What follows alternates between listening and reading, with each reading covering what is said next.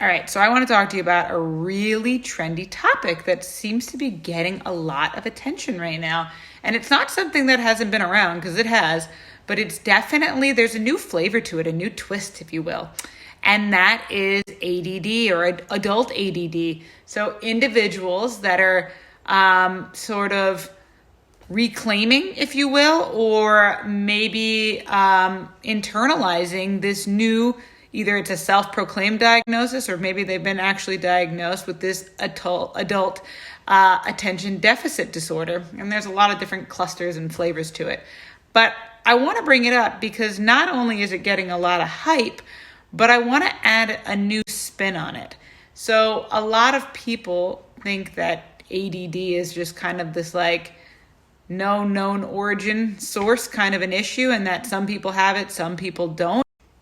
But what we really need to start talking about is how the very same symptomology of ADD, inability to focus, feeling scattered, irritability, unable to complete tasks, sleepless or restless sleep patterns, kind of a diffused focus that's not constructive or productive, that also mimics the same symptomology as trauma. And so they very much overlap one another. And interestingly enough, we have seen a significant increase in ADD diagnosis, ADHD diagnosis over the last 10, 20 years.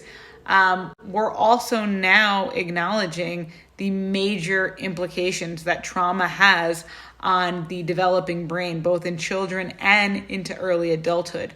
So I'm not suggesting that ADD doesn't exist or that it's not real, but what I am suggesting is that our current cultural and social climate, in combination with our piss poor mental health system, has in fact, over time, in my opinion, actually fostered and facilitated the increase in ADD diagnosis over the course of the last 10, 20, 30 years. What we know to be true is that cortisol levels, high stress levels, right? And toxic stress and histories of abuse and trauma, which in fact increases cortisol, mimics the same challenges and problems that we see in terms of neurological impairment as the symptomology of ADD.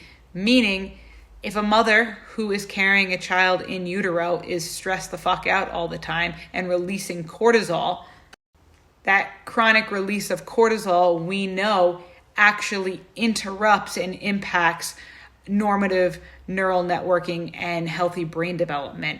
And this, in fact, causes the very symptoms that we see in ADD. We also know that individuals, like I mentioned, have a history of trauma or abuse, which in fact encourages an overactive fight or flight response.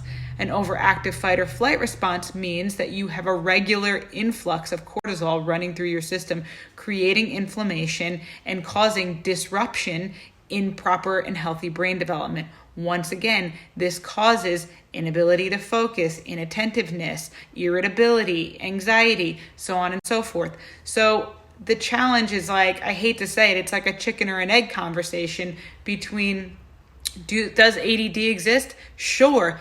But we really need to start looking at the origin story and the macro issues that contribute to it. More importantly, having a diagnosis as such or experiencing challenges related to potential ADD symptomology doesn't have to be a permanent scenario. And in fact, it doesn't have to be something that you just have to like own and figure out how to manage the rest of your life. I very much fall into this category. And in some ways, it has been a fucking bitch to deal with. And in other ways, it has been my goddamn superpower.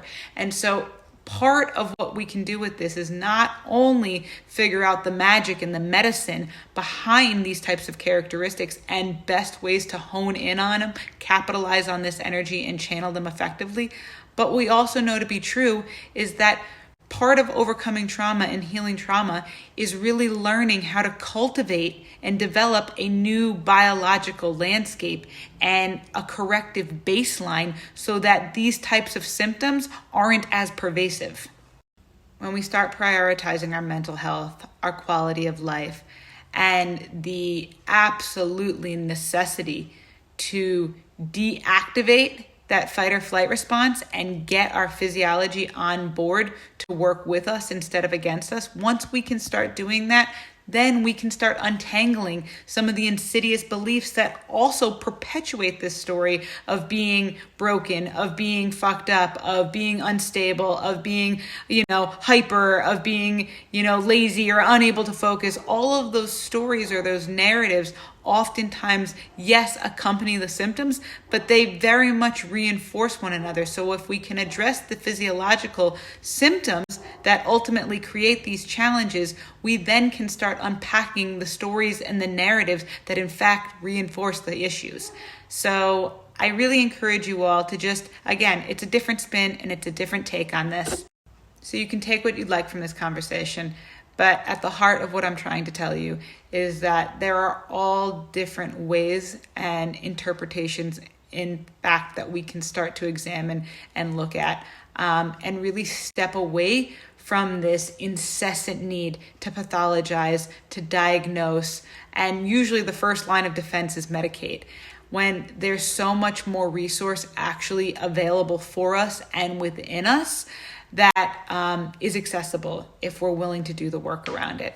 And I also am a huge fan of individuals seeing an identity about themselves aside from these behaviors.